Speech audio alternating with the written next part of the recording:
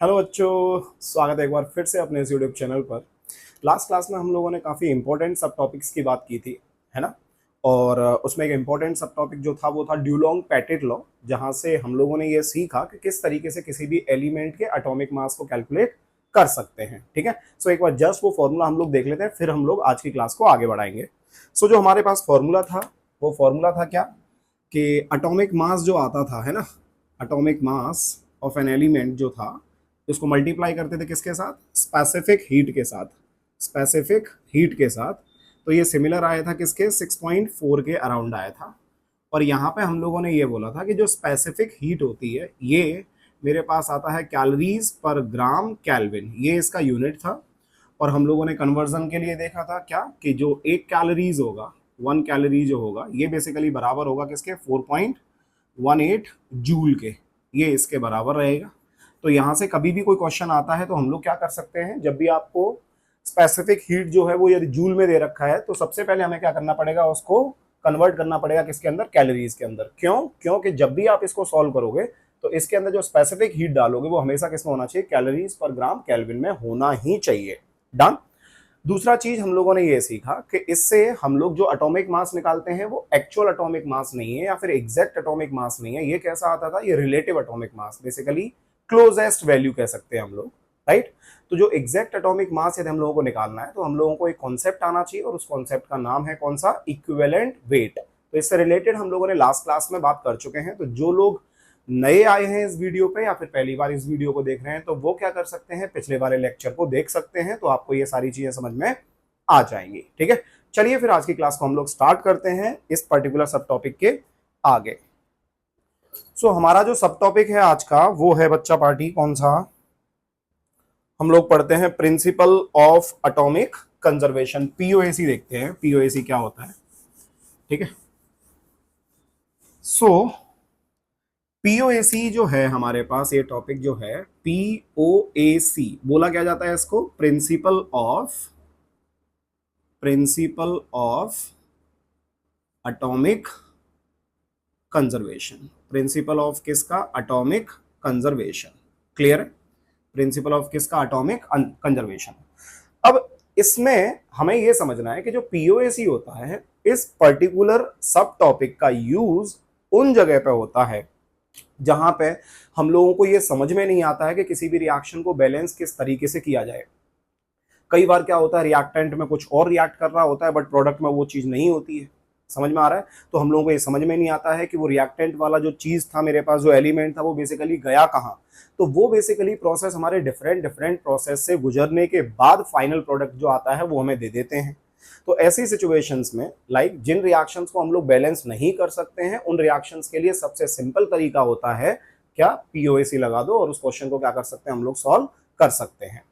तो यहां पे हम लोगों को जो पॉइंट है समझने के लिए वो ये है कि दिस इज एप्लीकेबल या this is easy, this is easy to use, this is easy to use in those chemical reactions, in those chemical reactions, in those chemical reaction where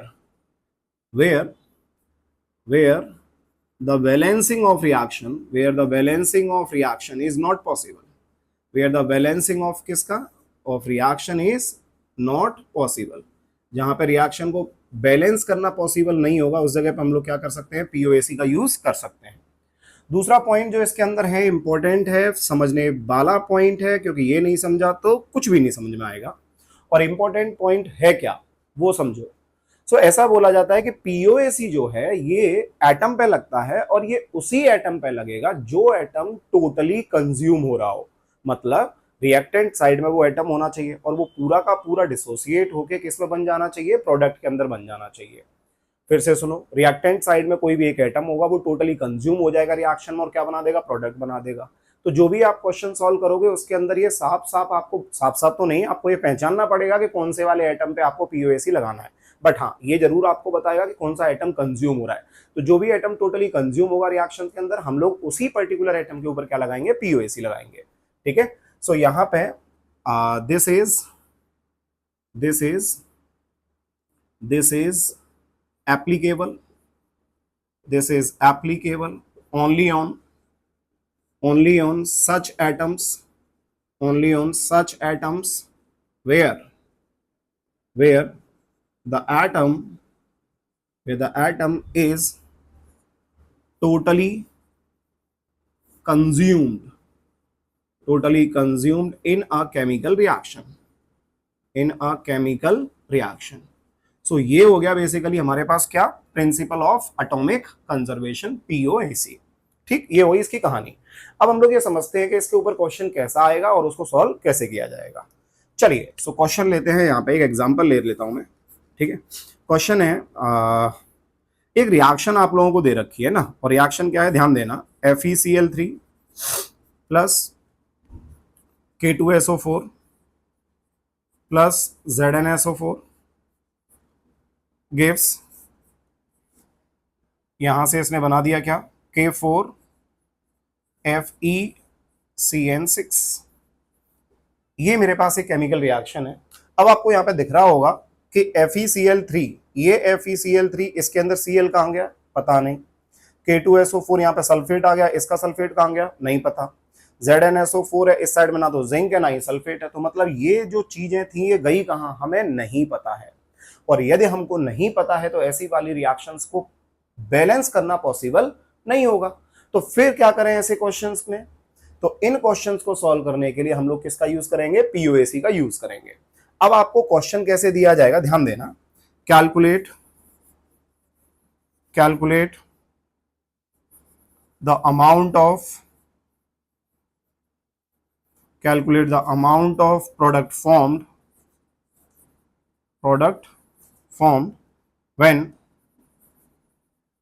108 gram of FeCl3 is taken initially and Fe is going to, या फिर Fe is totally, ऐसे लिख दो, and Fe is totally consuming in the reaction, तो basically मैंने यहाँ पे तो साफ साफ लिख दिया कि जो Fe है, ये Fe क्या करेगा, ये टोटली कंज्यूम हो रहा है किसके अंदर, इस केमिकल रिएक्शन के अंदर। ऐसे ही सिमिलरली आपको क्या दिया जाएगा, कोई भी पर्टिकुलर एक आइटम होगा और आपको बता देगा कि ये क्या कर रहा है, ये टोटली कंज्यूम होकर क्या बना रहा है, प्रोडक्ट बना रहा है। तो आपको उस सिचुएशन में उस पर्टिकुलर आइटम के ऊपर क्या लगाना है, पीओएसी को अप्लाई करना है। ठीक, चलो अब हम लोग समझते हैं कि इस क्वेश्चन को सॉल्व करते कैसे हैं। बड़ा सिंपल है बेटा, एक ही चीज बस याद रख लेना, क्या करना है वो मैं आपको समझा देता हूं इसके अंदर। ठीक है, सो इस क्वेश्चन को सॉल्व करने के लिए हमें क्या करना पड़ेगा, सबसे पहले देखना पड़ेगा कि इस साइड मेरे पास आ गया ये FeCl3 है, जिसके अंदर आयरन का आइटम प्रेजेंट है। आयरन जो है ये टोटली कंज्यूम हो रहा है, मतलब जितना आयरन इस साइड में प्रेजेंट होगा ये पूरा का पूरा कन्वर्ट होकर क्या बना रहा होगा, मेरे पास K4FeCN6 इस साइड में आ रहा होगा। मतलब जितना आयरन इस रिएक्शन में रिएक्टेंट साइड में है, वही अमाउंट ऑफ आयरन क्या होगा, प्रोडक्ट में प्रेजेंट होगा। क्यों, क्योंकि वो टोटली कंज्यूम हो रहा है। तो यहां पे लिख रहे हैं अप्लाइंग पीओएसी, अप्लाइंग क्या, पीओएसी, अप्लाइंग पीओएसी ऑन किसके ऊपर, आयरन, ऑन किसके ऊपर, आयरन, आयरन के ऊपर मैं क्या लगा देता हूं, पीओएसी लगा देता हूं। अब यहां पे आप ये समझो कि इस साइड में देखा जाए तो आयरन के कितने एटम है, 1, क्लोरीन के कितने एटम है, 3। बड़े ध्यान से सुनना मैं क्या बोल रहा हूं, आयरन के एटम कितने हैं, 1, क्लोरीन के एटम कितने हैं, 3। तो यहाँ पे मैंने यदि आयरन के ऊपर लगा रहा हूं तो सबसे पहले मैं क्या लिखूंगा, नंबर ऑफ किसका, एटम, जिस पर्टिकुलर एटम के आप ऊपर आप पीओएसी लगा रहे हो उसका नंबर कितना है, into number of moles of किसका, उस पर्टिकुलर कंपाउंड का जिसके अंदर वो एटम प्रेजेंट है, जिसके ऊपर हम लोग क्या कर रहे हैं, पीओएसी लगा रहे हैं। तो यहाँ पे क्या आ गया, number of atom into number of moles of किसका, FeCl3। इन रिएक्शंस को मैं बार बार कह रहा हूँ बैलेंस करने की जरूरत नहीं होती है। क्यों, क्योंकि हम लोग बैलेंस कर भी नहीं सकते भाई। प्रोडक्ट साइड में सल्फेट कहीं दिख रहा है क्या तुमको, नहीं, तो हमें क्या पता कि क्या बन रहा होगा उसका, या फिर कहाँ गया वो, बात समझ में आ गया। So number of atom into number of moles of FeCl3, यही बराबर होगा किसके, नंबर ऑफ एटम्स ऑफ किसका, Fe, number of atoms of किसका, Fe, क्योंकि Fe के ऊपर लगा रहा हूं, इनटू नंबर ऑफ मोल्स उस पर्टिकुलर कंपाउंड के जिसके अंदर आयरन प्रेजेंट है, तो वो कौन हो जाएगा मेरे पास, K4FeCN6, K4FeCN6। क्लियर है। अब यहां से समझते हैं, तो सबसे पहले इसके अंदर नंबर ऑफ एटम कितने हैं, 1, तो यहाँ पे मैंने 1 लिख दिया, 1 इंटू, अब क्या करना है, number of moles of FeCl3, तो उसका क्या हो जाएगा, गिवन मास कितना दे रखा है 108, तो यहाँ पे आ गया ये 108 डिवाइडेड बाय मोलर मास। अब Fe जो आ गया मेरे पास FeCl3 के अंदर, ध्यान देना ये कितना हो गया बेटा 56, और ये कितना हो गया मेरे पास 35.5, तो 71, और 71 इसमें जोड़ दो तो कितना आ जाएगा 5, और ये 6 और 3, ये हो जाएगा 106.5, 106.5। क्लियर है। यहाँ से इसको टोटल करोगे तो 6 6 12 2 1 और 166 पॉइंट क्या हो जाएगा 5 हो जाएगा, ये सही है। 6 6 12 2 1 6 162.5 होगा। सो ये हो जाएगा कितना 162.5। तो यहाँ पे मैंने क्या किया 108 डिवाइडेड बाय 162 कितना लिख दूं 0.5, ये क्या आ जाएगा नंबर ऑफ मोल्स ऑफ किसका FeCl3 आ जाएगा, इज इक्वल्स टू क्या करना है number of atom of iron किस साइड में, प्रोडक्ट साइड में, तो यहाँ पे कितना बन रहा है, यहाँ पे भी 1 ही है। अच्छा 2 होता तो कितना लिखते हैं अपन लोग, 2 लिखते, 3 होता है इसके अंदर एटम तो क्या लिखते 3 लिखते, 4 एटम होता तो क्या लिखते 4 लिखते। बात समझ में आ रहा है। और यदि कोई ऐसा बंदा भी आ जाता कि मान लो यहाँ पे FeSO4 इस साइड में ये भी बन जाता तो क्या करते, तो फिर जो कहानी इसके लिए लिखी थी वही प्लस करके इसके लिए लिख दो, मतलब दोनों को अलग अलग से जोड़ लेंगे, मतलब number of atom of Fe पहले वाले में इंटू नंबर ऑफ मोल्स इसके plus number of Fe atom इस वाले में प्लस नंबर ऑफ मोल इसके, वो बराबर होंगे किसके, नंबर ऑफ Fe एटम इसमें प्लस नंबर ऑफ मोल इसके। समझ में आ गया सबको। सो यहाँ पे अभी ऐसा कुछ नहीं है, अभी ऐसा कुछ नहीं है, तो मैंने क्या किया, आयरन का एक ही एटम था तो 1 atom into number of moles, तो नंबर ऑफ मोल्स किसके आ जाएंगे बोलो जल्दी से फटाफट, K4FeCN6, K4FeCN6। क्लियर है सबको। अब क्या करना है, अब हम लोग क्या कर सकते हैं, यहां से हम लोगों को क्या निकालना था, यहाँ पे देखो calculate the amount of product form, amount निकालना है हम लोगों को। तो यहाँ से हम लोग ये बता सकते हैं बेटा कि जो नंबर ऑफ मोल्स आएंगे किसके K4FeCN6 वो तो इसके बराबर ही हो गए, सिंपली वो तो इसी के बराबर हो गए। समझ में आ रहा है। अब मोलर मास यदि इसका निकालेंगे हम लोग, तो बेटा देखो सबसे पहले K4 है, K4 है तो एक का कितना होता है 39, तो 4 का कितना हो जाएगा 4 9 36 6 हासिल 3 4 12 और 3 15 156। यहाँ पे एक आयरन का ले लेते हैं कितना, ये 56 ले लेता हूँ, सही है। अगला देखते हैं Cn, तो एक Cn की बात करूं तो 12 + 14 ये होगा 26, लेकिन 6 है तो कितना करना पड़ेगा 6 6 36 6 हासिल 3 6 2 12 12 और 3 15, ये हो जाएगा 156। क्लियर है सब लोगों को, सही है ना भाई। K4 हो गया, आयरन हो गया, Cn जो टोटल है वो मेरे पास 26 ले लिया, वो 6 है तो 156 हो गया। तो यहाँ पे टोटल करेंगे तो इसका 6 6 12 3 18 8 1 5 3 15 और 1 16 6 1 1 1 2 और 1 3 368। तो यहाँ पे इसका जो मोलर मास हम लोगों को समझ में आया वो कितना आ रहा है बेटा 368 आ रहा है। कितना आ रहा है 368। तो इसका अपन लोग यहाँ पे मास लिखेंगे तो कितना लिख दें, x डिवाइडेड बाय कितना हो जाएगा 368 इज इक्वल्स टू कितना हो जाएगा 108 डिवाइडेड बाय 162.5। क्लियर है। सो यहाँ से हम लोग निकाल सकते हैं कि जो x का वैल्यू आएगा वो x इज इक्वल्स टू हो जाएगा कितना 108 इंटू 368 डिवाइडेड बाय कितना आ जाएगा 162.5 ग्राम। जो ये होगा यही क्या है हमारा आंसर है, यही क्या है हमारा आंसर है। क्लियर हुआ सब लोगों को, जल्दी बोलो फटाफट से, डन। ठीक, तो ये हो गया हमारे पास क्या प्रिंसिपल ऑफ एटॉमिक कंजर्वेशन या फिर पीओएसी जिसको हम कहते हैं। तो ये सारा डिटेल डिस्कशन है। इसी तरीके से हमारे पास क्वेश्चन आएंगे और हमें क्या करना पड़ेगा, उनको सॉल्व इसी तरीके से करना है। उम्मीद है समझ में आ गया होगा। बढ़े आगे, चलो। सो ये कहानी थी हमारे पास पीओएसी की। अब पीओएसी की कहानी खत्म करने के बाद हम लोग बढ़ते हैं आगे। चलिए देखते हैं क्या है अगला।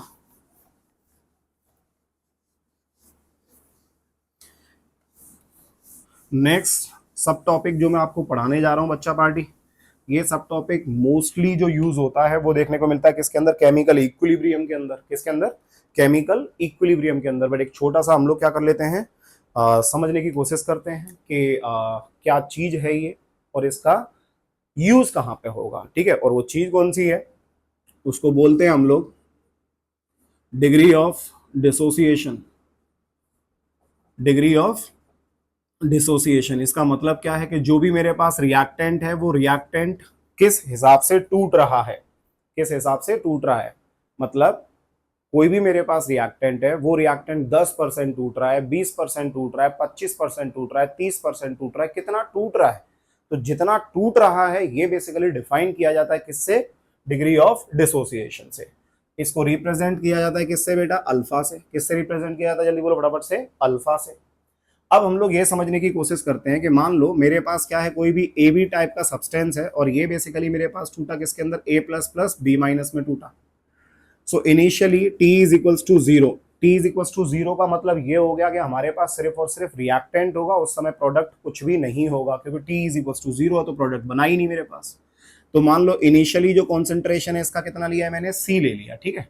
तो प्रोडक्ट का कितना होगा? जीरो जीरो होगा, क्योंकि T is equals to zero है। अब t is equals to T time आया, तो टी टाइम आते आते ये जो आ रहा है मेरे पास सी में से कुछ ना कुछ तो क्या हुआ होगा? कम हुआ होगा। अरे कुछ ना कुछ तो कम हुआ होगा, और जो कम हुआ है वो मैंने कितना मान लिया? x मान लिया। तो यदि इसका x कम हुआ है तो a प्लस और b माइनस इनकी बात करें तो इनका भी कितना बनेगा? x और x बनेगा। इनका भी कितना बनेगा? जल्दी बोलो फटाफट से। x और x बनेगा। क्लियर है? तो इस जगह पे यदि मैं टोटल नंबर ऑफ मोल्स निकालूं तो टोटल नंबर ऑफ मोल्स कितने आएंगे बच्चा पार्टी? तो ये आ जाएंगे, एक x से एक x कैंसिल हो जाएगा, तो ये आ जाएंगे मेरे पास c प्लस एक्स आ जाएगा। कितना आ जाएगा ये? c plus x.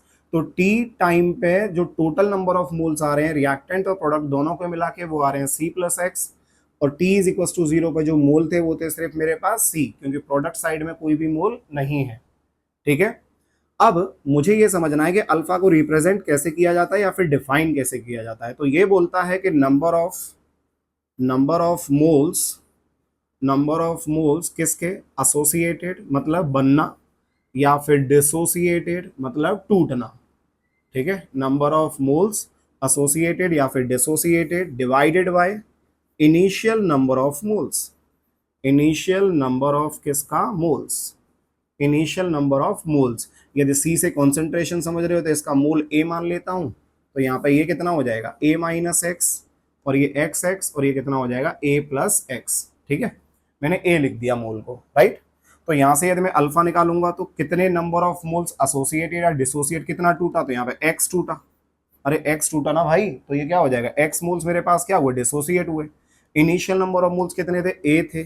तो हम लोग क्या निकाल सकते हैं यहाँ से? हम लोग बोल सकते हैं कि x का वैल्यू जो आएगा वो किसके बराबर होगा? ए अल्फा के बराबर होगा। किसके बराबर होगा? जल्दी बोलो फटाफट से। ए अल्फा के बराबर होगा। क्लियर है? किसके बराबर होगा x का वैल्यू? ए अल्फा के बराबर होगा।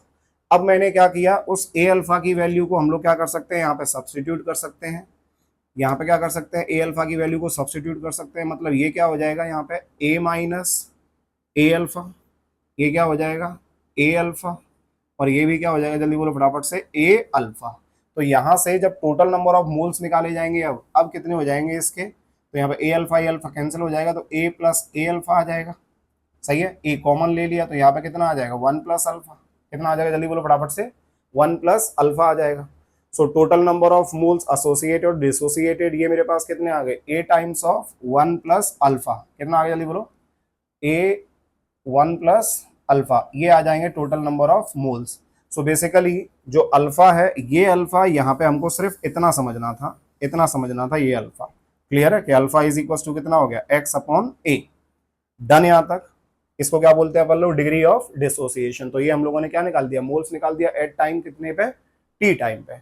जनरली इसका यूज यहाँ पे नहीं है, मोल कॉन्सेप्ट में बहुत ज्यादा इसका यूज नहीं आएगा, बट हाँ छोटे मोटे सवाल आ सकते हैं। किसके बेसिस पे? मैं अभी आपको समझाता हूँ। छोटे मोटे सवाल आ सकते हैं। क्लियर है? बट मोस्टली जो इसका यूज होगा वो कहाँ पे होगा?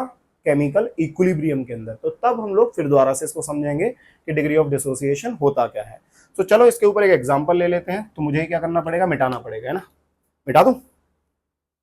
चलो, अब इसका यूज क्या है, तो वो यूज अपन लोग समझते हैं। इसका यूज क्या है एक एग्जाम्पल से समझने की कोशिश करते हैं। ठीक है।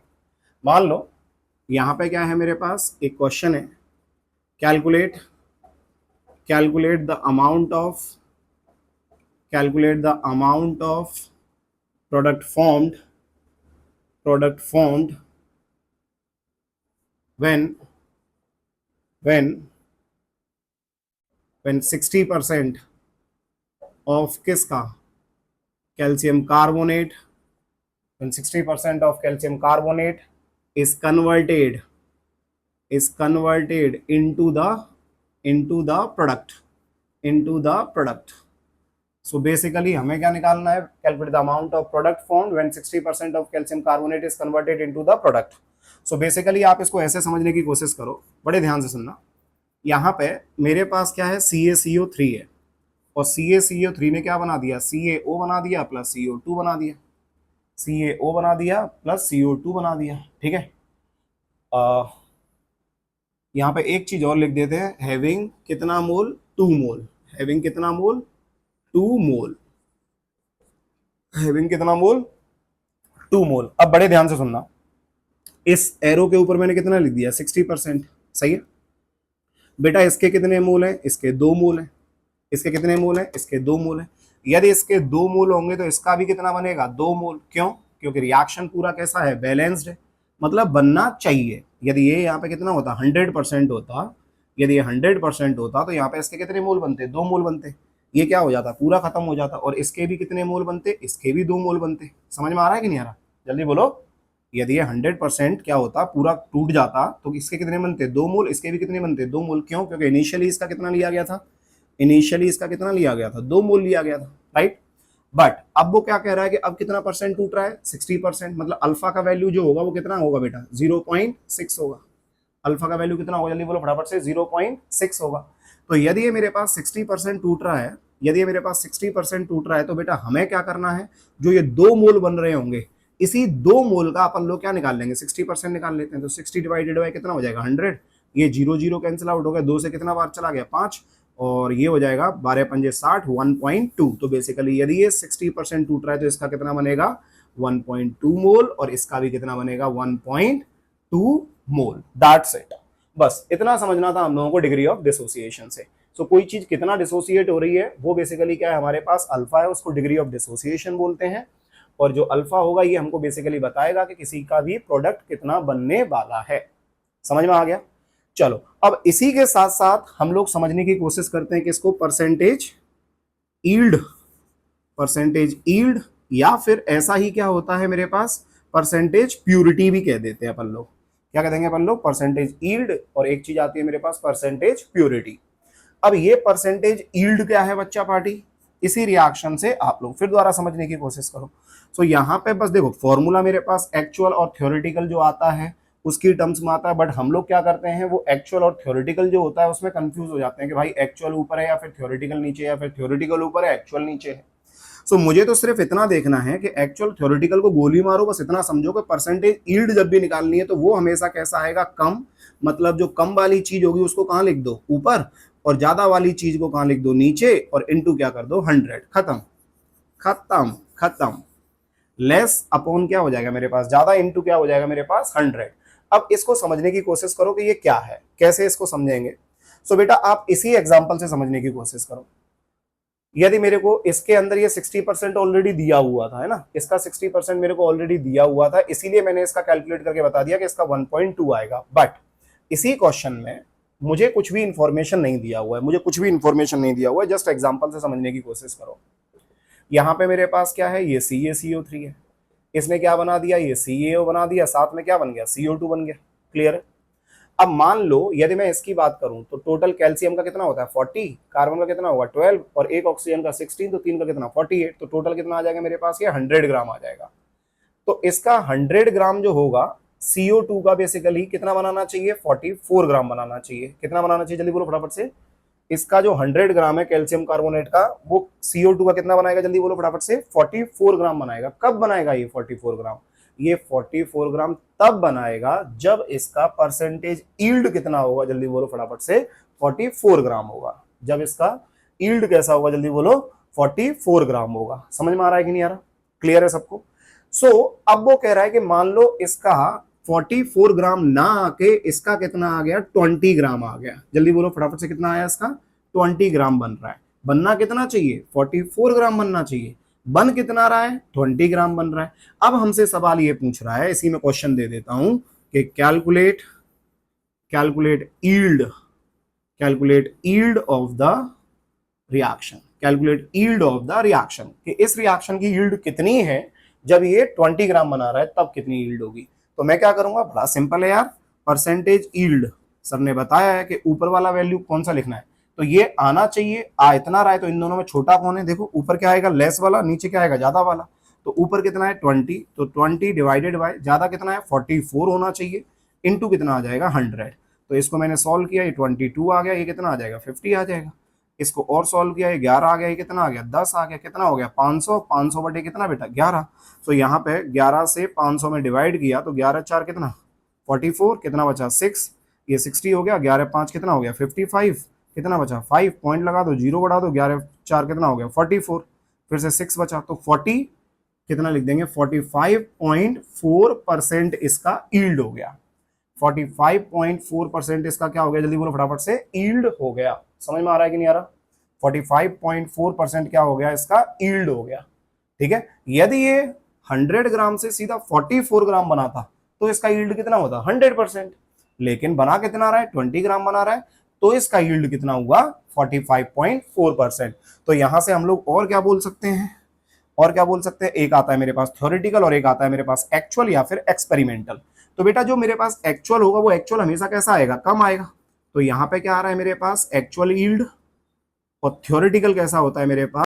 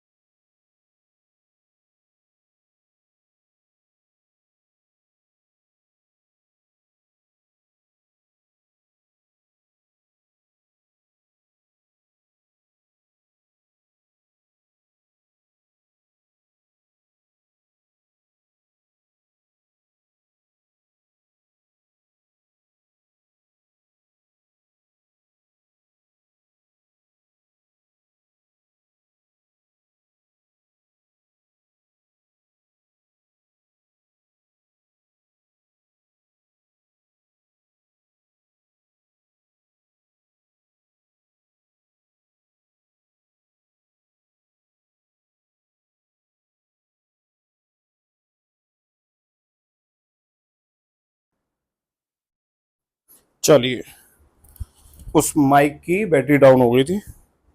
चलो, यहाँ पे ये क्या हो गया? इसके 3 मोल्स दिए हुए हैं, इसके कितने दे रखे हैं बेटा? 5 मोल्स दिए हुए हैं। अब ये बताओ, सबसे पहले लिमिटिंग रिएजेंट चेक करेंगे तो 3 डिवाइडेड बाय 1 3 आ गया बेसिकली। 5 डिवाइडेड बाय 3 साफ साफ दिख रहा है कि ये कौन होगा मेरे पास? ये लिमिटिंग रिएजेंट होगा। ये कौन होगा मेरे पास? ये एक्सेस रिएजेंट होगा। अब आप समझने की कोशिश करना, मुझे इससे कोई मतलब नहीं है। क्यों मतलब नहीं है? क्योंकि एक्सेस रिएजेंट है, मेरा सिर्फ काम होगा प्रोडक्ट का बनना जो होगा वो डिपेंड करेगा किस पे? लिमिटिंग रिएजेंट पे। ये ऑलरेडी मैं पढ़ा चुका हूँ आपको। तो इसके जो मोल्स बनने चाहिए वो मोल्स कितने बनने चाहिए थे? 2। 2 तो ऑलरेडी इसके मोल है, डिवाइडेड बाय इसका स्टोइकोमेट्रिक कोएफिशिएंट कितना? 3 इंटू कितना हो गया मेरे पास? 5। तो ये टोटल कितना आ जाएगा बेटा? ये 10 डिवाइडेड बाई 3 मोल्स आ जाएगा। यदि इसका मास निकालूंगा तो 10 डिवाइडेड बाई 3 इंटू NH3 का जो टोटल आएगा वो कितना आएगा? 17 ग्राम आएगा। तो ये बेसिकली होना चाहिए 170 डिवाइडेड बाय 3 ग्राम। इतने ग्राम बनना चाहिए, इतने ग्राम बनना चाहिए, बट बन कितना रहा है, 16 ग्राम बन रहा है। इतने ग्राम बनना चाहिए, बन कितना रहा है, 16 ग्राम बन रहा है। तो मैं क्या करूंगा, मैं अब निकालने जा रहा हूं कि इस रिएक्शन का परसेंटेज यील्ड कितना होगा, इस रिएक्शन का परसेंटेज यील्ड कितना होगा। कुछ नहीं करना, बस एक काम करना है कि कितना आया बेसिकली मेरे पास, कितना आया बेसिकली मेरे पास 16 ग्राम आया, चलेगा। कितना होना चाहिए, तो 170 डिवाइडेड बाई 3, तो 3 कहाँ चला गया, ऊपर चला गया, तो ये हो जाएगा 48 अपॉन 170 इंटू कितना 100, तो ये 0 से 0 कैंसिल आउट हो गया, तो कितना हो जाएगा 480, और 17 से डिवाइड कर दो किसको, 480 को, तो 17 दूनी कितना 34, कितना बचेगा 4, 1 और 0 बढ़ा दो, है ना, और ये हो जाएगा 6 7 42 2 हासिल 4 6 4 2 4 6 4 10 8 9 8 8 7 5 6 हासिल 1 5 8 1 5 3 9 बार देखें एक बार, 63 3 हासिल 6 और 9 एकम 9 10 153 8 ले लो, सो 8 टाइम्स ये जाएगा कितना 8 7 56 6 हासिल 5 और 8 1 8 5 13 136, कितना बचेगा, यहाँ पे बचेगा 4, पॉइंट लगा दो, 0 बढ़ा दो, कितना 2 टाइम्स 34, कितना बचेगा 6, फिर 3 लिख दो, लिखो तो, है ना। सो यहाँ पे बेसिकली ये आ जाएगा कितना 28.23 क्या परसेंट, खत्म। ये है परसेंटेज यील्ड की कहानी। तो कई बार आपको क्या होगा बेटा, यील्ड देगा, उससे आप लोगों को क्या निकालना पड़ेगा, मास निकालना पड़ेगा। कई बार क्या होगा, आपको अमाउंट देगा, उससे क्या निकालना पड़ेगा, यील्ड निकालना पड़ेगा। बट सवाल कुछ इस तरीके से ही क्या करते रहेंगे, घूमते रहेंगे। डन, चलो। सो जिस तरीके से ये परसेंटेज यील्ड का कॉन्सेप्ट है, वैसे ही एक और कॉन्सेप्ट होता है जिसको अपन लोग क्या बोलते हैं, परसेंटेज प्योरिटी। चलो वो भी देख लेते हैं, ठीक है, एक बार वो भी देख लेते हैं परसेंटेज प्योरिटी क्या है।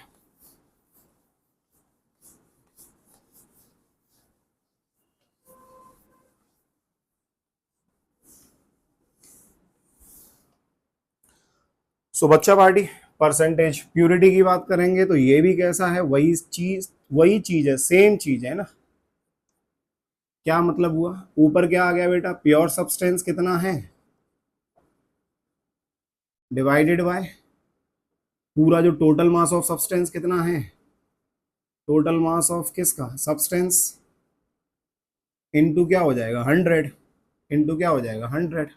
समझ में आ रहा है कि नहीं आ रहा, मतलब कितना चीज कोई भी प्योर है किसमें से, टोटल में से, तो इनटू 100 कर दोगे तो क्या आ जाएगा, परसेंटेज प्योरिटी आ जाएगा। ठीक, अब इसको भी आप लोग क्या करो, एक एग्जांपल से समझने की कोशिश करो। फिर दोबारा से किसका एग्जांपल ले सकते हैं, मान लो इस बार अपन लोग ले लेते हैं किसका, KClO4 ले लो। ये KClO4 आ गया, KClO4 को मैंने हीट किया, ये बना दिया क्या, KCl प्लस, यहाँ पे क्या आ जाएगा O2 ले लिया यहाँ पे। ठीक है, रिएक्शन कैसा है, बैलेंस्ड है, बिल्कुल नहीं है, बिल्कुल नहीं है, तो फिर इसको बैलेंस कर लो पहले, 4 दूनी 8 हो जाएगा, ये कितना हो जाएगा 2, और यहाँ पे कितना आ जाएगा बच्चा पार्टी 4, 4 2 जा 8, अब बैलेंस्ड हो गया, सही है। सो यहाँ पे थोड़ा सा साफ लिख देते हैं इसको, तो ये आ जाएगा 2 मोल्स ऑफ किसका, KCl। अब समझने की कोशिश करना, मैंने KClO4 जो था मेरे पास, ये कितना था 100 ग्राम था, ये क्या था मेरे पास 100 ग्राम था। मैं पहले ही कह चुका हूं कि जितना मेरे पास परसेंटेज यील्ड का जो फॉर्मूला आता था या जो कॉन्सेप्ट था, सेम डिट्टो कॉन्सेप्ट किसका है, परसेंटेज प्योरिटी का, कुछ भी अलग नहीं है, समझे। ये मेरे पास कितना है 100 ग्राम है, ये 100 ग्राम जो मेरे को दे रखा है, यहां से मैंने क्या किया, इसके नंबर ऑफ मोल्स निकाले, है ना।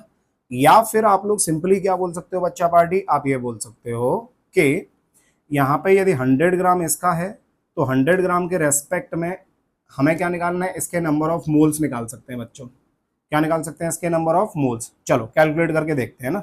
KClO4 की यदि मैं बात करूं तो इसमें एक ऑक्सीजन है, तो एक ऑक्सीजन का कितना 16, तो 4 का कितना हो जाएगा 64, एक क्लोरीन का कितना हो जाएगा 35.5, एक पोटेशियम का कितना हो जाएगा 39, तो ये 0 आ गया, तो 5, और ये हो जाएगा 9 और 1 10, 4 14, 4 18 8, 1 3 3 6 6 12 और 1 13, 138.5 आ गया, कितना आ गया 138.5, 138.5 ये आ गया।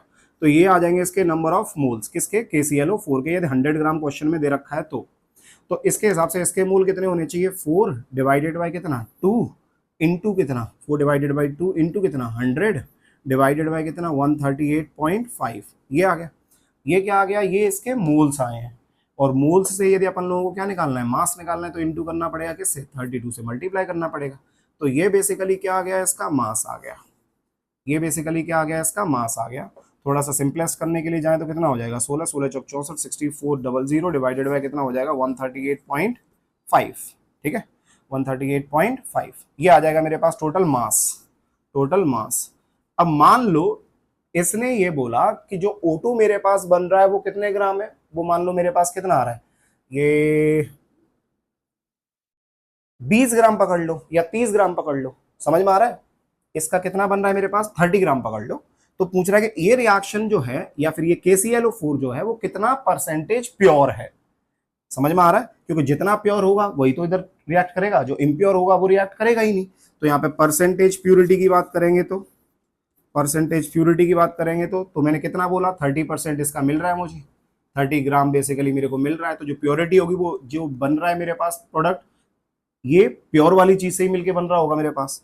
तो परसेंटेज प्योरिटी में जस्ट मैं क्या कर सकता हूँ, 30 ऊपर लिख दूंगा डिवाइडेड बाय टोटल, फिर दोबारा से वही चीज 6400, ये 138.5 ऊपर चला गया इनटू कितना 100, 0 0 0 0 कैंसिल। तो यहाँ पे क्या हो गया मेरे पास, ये कैसा आ रहा है, ये तो ज्यादा आ रहा है वैल्यू, सही है। एक सेकेंड, नहीं कैलकुलेट करके देख लेते हैं ना यार एक बार। 30 आ रहा है ना, तो 3 से 3 5 15 की 5 हासिल 1, ठीक है, 3 8 24, 24 5 हासिल 2, 3 5 15 5 हासिल 1, 3 8 24 और 1 25 की 5 हासिल 2, 3 3 9 2 11 1 हासिल 1, 3 1 3 और 1 4, 4155 और ये कितना हो गया 64। ठीक है, तो 64 को मैंने डिवाइड किया किसके साथ, 4155 के साथ, सही है। 6 बार डाल के देखता हूँ है ना वैल्यू।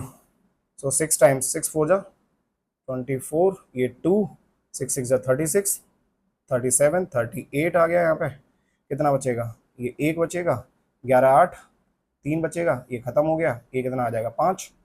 और 5 बार देखते हैं, 5 चौक 20 0 हासिल 2, 5 30, 5 बार नहीं जाएगा, 4 बार जाएगा, तो 4 चौक 16 6 हासिल 1, 4 6 24, 24 और 1 25, ये कितना बचेगा 9। यहाँ पे कितना जीरो आ गया, तो यहाँ पे 10 में से 5 किया तो 5 बचा।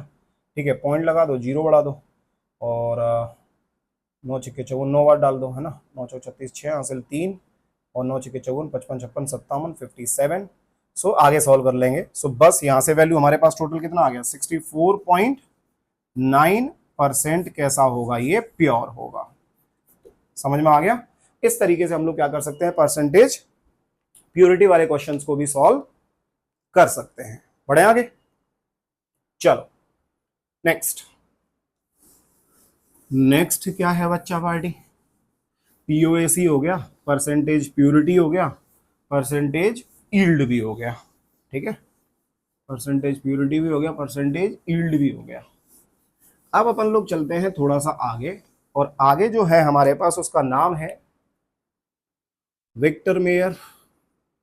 कौन सा चीज है, Victor Meyer's method, Victor Meyer's method. अब ये विक्टर मेयर्स मेथड क्या होता है, किस चीज के लिए यूज होता है, वो हम लोग समझने की कोशिश करते हैं। सो यहां से हम लोग क्या निकाल सकते हैं, we can calculate what weight of, we can calculate what weight of, और वेट ऑफ किसका, volatile substance. We can calculate what weight of किसका, वोलेटाइल सब्सटेंस। वोलेटाइल सब्सटेंस, इसका कुछ सेटअप इस तरीके से होता है, ध्यान देना। यहाँ पे क्या है, मेरे पास एक फ्लास्क जैसा लिया मैंने, ठीक है, ये एक फ्लास्क जैसा लिया कुछ इस तरीके से, और इसमें मेरे पास ये क्या है, एक वोलेटाइल सब्सटेंस ले लिया बेटा। ये क्या ले लिया, एक वोलेटाइल सब्सटेंस। ठीक है, और ऐसा मान रहे हैं हम लोग कि जो वोलेटाइल सब्सटेंस हमने लिया है ये पूरा क्या हो जाएगा, ये पूरा वोलेटाइल हो जाएगा। समझ में आ गया। नीचे से क्या कर दिया मैंने, इसको हीट कर दिया है ना, फ्लेम। अब ये मान लो मेरे पास कितना है, ये W ग्राम है। ये क्या है मेरे पास, जल्दी बोलो फटाफट से, ये W ग्राम है। अब यहां से हमने क्या किया, एक इस तरीके से मेरे पास पाइप कनेक्टेड है, इस तरीके से मेरे पास एक पाइप कनेक्टेड है, और यहाँ पे क्या हो गया, कुछ इस तरीके से मैंने लिया एक कंटेनर, और इस कंटेनर में मैंने क्या कर रखा है बेटा, कुछ इस तरीके से लिक्विड ले रखा है ना, जल ले लिया, मान लो जल भर दिया। जल भर दिया, ऊपर से कंटेनर कैसा कर दिया मैंने, क्लोज कर दिया। अब ध्यान से सुनना, यहां से क्या होगा, ये मेरे पास जो वोलेटाइल सब्सटेंस है ये क्या करेगा, उड़ेगा। ये वोलेटाइल वोलेटाइल है मतलब उड़ेगा ही ना भाई। इस साइड से पाइप से आएगा, इधर जाएगा मेरे पास, इसमें लिक्विड है। अब मुझे ये पता है कि ये जो मेरे पास लिक्विड दे रखा है, इस लिक्विड का भी क्या होगा, इवापोरेशन होगा, ऐसे इवापोरेशन होगा। तो यहाँ पे क्या बन गया मेरे पास, ऊपर ऊपर की बात करूंगा तो यहाँ पे इवापोरेशन के बाद में क्या बनेगा मेरे पास, ये कुछ ना कुछ वेपर बनेगा मेरे पास, कुछ ना कुछ वेपर बनेगा। और ये जो वेपर बन रहा है इस लेयर के ऊपर कुछ ना कुछ ऊपर से क्या लगाएगा, प्रेशर लगाएगा। कुछ ना कुछ ऊपर से क्या लगाएगा, प्रेशर लगाएगा। कुछ ना कुछ क्या लगाएगा, ऊपर से प्रेशर लगाएगा। समझ में आ रहा है कि नहीं आ रहा, ये मैंने पी प्रेशर बोल दिया। समझ में आ रहा है कि नहीं आ रहा, अरे क्लियर है, ठीक। अब मुझे इतना समझ में आया कि यहाँ पे जो ये प्रेशर लग रहा होगा, प्रेशर अप्लाइड ऑन किसके ऊपर, pressure pressure applied pressure applied on किसके ऊपर, surface. Pressure applied on surface, ये किसके बराबर होगा, ये दो चीजों पे डिपेंड करेगा बच्चों, दो चीजों पे डिपेंड करेगा। किस किस पे, एक तो पी ऑफ किसका, वेपर मेरे पास इस H2O की वजह से आएगा यहाँ पे। अरे ये पानी जो होगा, ये पानी भी तो एवापोरेट कर रहा होगा भाई। इस साइड से ये वोलेटाइल सब्सटेंस है, वो मुझे समझ में आया। इस साइड में वोलेटाइल सब्सटेंस है, इसका भी कुछ ना कुछ प्रेशर होगा, और ऊपर वाटर का भी मेरे पास कुछ ना कुछ प्रेशर होगा। समझ में आ रहा है। सो P ऑफ H2O प्लस क्या आ जाएगा मेरे पास, P ऑफ क्या बोल दिया मैंने, सब्सटेंस बोल दिया। P ऑफ क्या बोल दिया मैंने, सब्सटेंस बोल दिया। बात समझ में आ रहा है कि नहीं आ रहा। अब ये वाला जो P अप्लाइड ऑन सरफेस है, ये आपको क्या होगा बेटा, क्वेश्चन में गिवन होगा। ये क्या होगा आपको क्वेश्चन में गिवन होगा, ये भी आपको पता है, ये भी आपको यहाँ से पता है, ये क्वेश्चन में दे रखा है। आपको यहाँ से बेसिकली जो निकालना पड़ेगा, ये निकालना पड़ेगा कौन सा चीज, पी सब्सटेंस निकालना पड़ेगा। क्या निकालना पड़ेगा, जल्दी बोलो, यहाँ से पी सब्सटेंस निकालना पड़ेगा। अब मुझे इतना पता है कि वहां से यदि पी सब्सटेंस तुम्हें पता लग गया, मतलब इसका प्रेशर पता लग जाएगा, इस वोलेटाइल सब्सटेंस का कितना प्रेशर बन रहा होगा बेसिकली। सो मेरे पास एक इक्वेशन होती है कौन सी, PV is equals to NRT. और PV is equals to NRT की यदि मैं बात करूं तो PV is equals to number of moles की जगह पे क्या लिखते थे आप लोग, मास लिखते थे, डिवाइडेड बाय क्या लिखते थे, मोलर मास। डिवाइडेड बाय क्या लिखते थे, जल्दी बोलो फटाफट से, मोलर मास। इनटू क्या आ जाएगा मेरे पास, आरटी आ जाएगा। अब आपको क्या करना है कि यदि ये डब्ल्यू ग्राम दे रखा था तो मास की जगह पे कितना आ जाएगा मेरे पास, ये मास की जगह पे डब्ल्यू ग्राम डाल दिया मैंने, मास की जगह पे कितना डाल दिया, डब्ल्यू ग्राम। अब जो P होगा, ये P आएगा बेटा आपका ये वाला, ध्यान देना सब लोग है ना, ये P कौन सा आएगा, ये P आएगा ये वाला। सो पहले आप क्या करोगे, P सब्सटेंस यहां से निकालोगे, ये P सब्सटेंस जो होगा आपको वो इसके अंदर पुट करना है। वॉल्यूम आपको क्या करेगा, दिया जाएगा। वेट आपको क्या किया जाएगा, दिया जाएगा। टेम्परेचर आपको दिया जाएगा। आर यूनिवर्सल गैस कांस्टेंट होता है। आप क्या निकाल सकते हो यहाँ से, मॉलिक्यूलर वेट निकाल सकते हो। आप क्या निकाल सकते हो, मॉलिक्यूलर वेट। तो यहाँ पे कैलकुलेट वेट की जगह पे आप क्या लिख दो, मोलर मास। तो ये एक एक्सपेरिमेंटल मेथड होता है जहां से हम लोग क्या कर सकते हैं, कैलकुलेट कर सकते हैं किस चीज को, molar mass of any volatile substance. क्या कर सकते हैं, जल्दी बोलो फटाफट से, we can calculate molar mass of any volatile substance, of any volatile substance, of any volatile substance. हम लोग क्या कर सकते हैं, यहाँ से मोलर मास को कैलकुलेट कर सकते हैं। तो ये एक्सपेरिमेंटल मेथड है to determine what, molecular weight of किसका, सब्सटेंस। तो एक हम लोगों ने क्या देखा था, एटॉमिक मास निकाला था ना, एटॉमिक वेट या एटॉमिक मास, ड्यूलोंग पैटिट लॉ, एक वो मेथड था एक्सपेरिमेंटल मेथड। एक हम लोगों ने ये भी देख लिया कौन सा, विक्टर मेयर्स मेथड, जहां से किसके लिए यूज किया जाता है, ये वोलेटाइल सब्सटेंस के मोलर मास को कैलकुलेट करने के लिए। चले आगे, चलो नेक्स्ट है, एक और मेथड होता है बेटा, मिटा दो इसको। इसके ऊपर जनरली आपको क्वेश्चंस देखने को नहीं मिलते हैं, बट हाँ आप लोगों को पता तो होना चाहिए ना भाई कि कौन कौन से तरीके के हमारे मेथड होते हैं जहां से हम लोग डिटरमाइन कर सकते हैं किसको, मोलर मास को। ठीक है, चलो बढ़ते हैं आगे।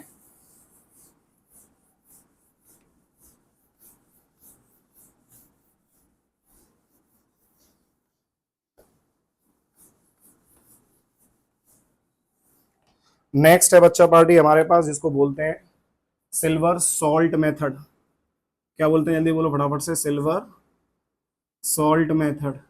अब ये सिल्वर सॉल्ट मेथड ये क्या है भाई साहब, ये भी बेसिकली यूज होता है बच्चा party to calculate what, molecular weight या मोलर मास ऑफ किसका, ऑफ एनी सिल्वर सॉल्ट में से जो सिल्वर आएगा उसका निकालने के लिए। समझ में आ रहा है कैसे, आओ समझते हैं पहले हम लोग क्या बोलना चाह रहा हूं मैं। सिल्वर सॉल्ट मेथड है क्या, पहले ये देखते हैं। ये हमारा यूज होता है, ये हमारा यूज होता है कैसे, हमारे पास क्या दिया हुआ, एन ऑर्गेनिक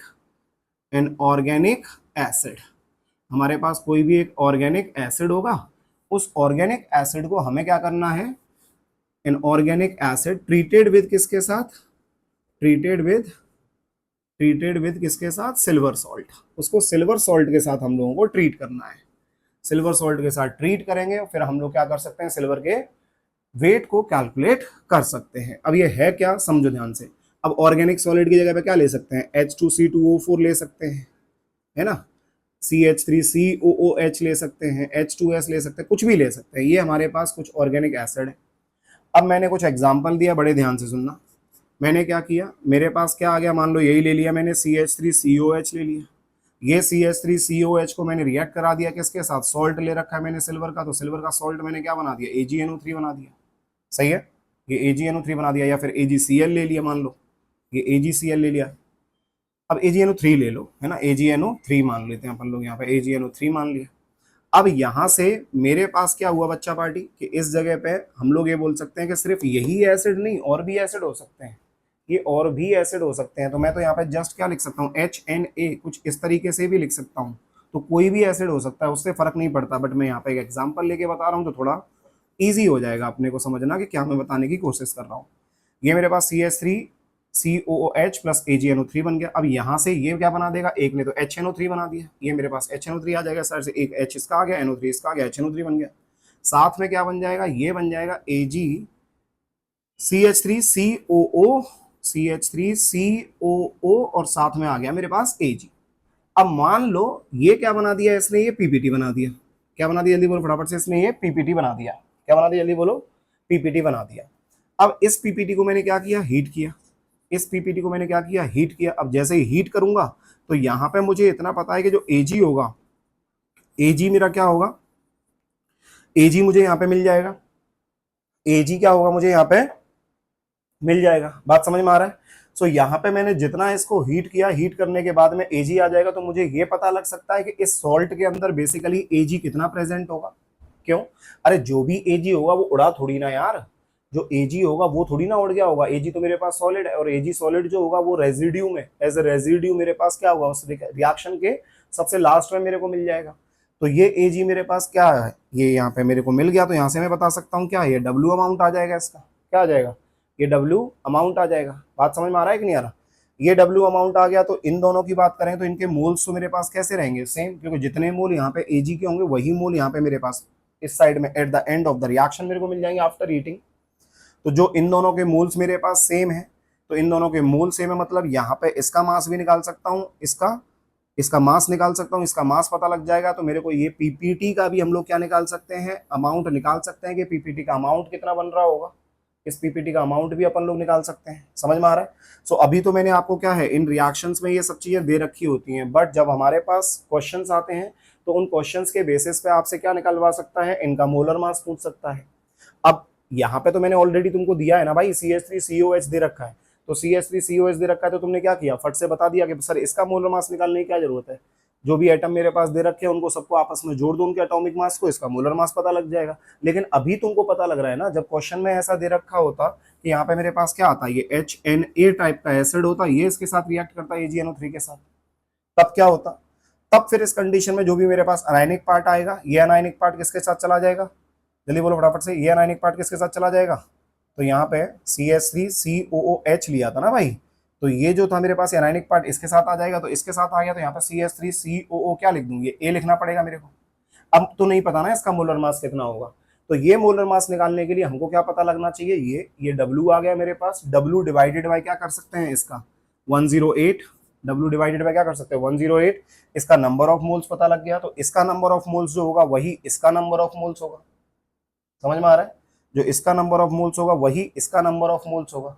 अब इसके number of moles is equals to क्या लिख सकते हैं, जो भी मेरे पास मास आएगा वो डिवाइडेड बाय इसका मोलर मास। तो मोलर मास के लिए हमें क्या करना पड़ेगा, तो जो ए का मोलर मास होगा, एटॉमिक मास होगा, वो A प्लस CH3COO, तो 12 12 24 प्लस कितना 3 प्लस कितना 32, कितना हो गया 32 और 2 35, 35 3 2 5 और ये 9 59। तो A प्लस कितना हो जाएगा 59।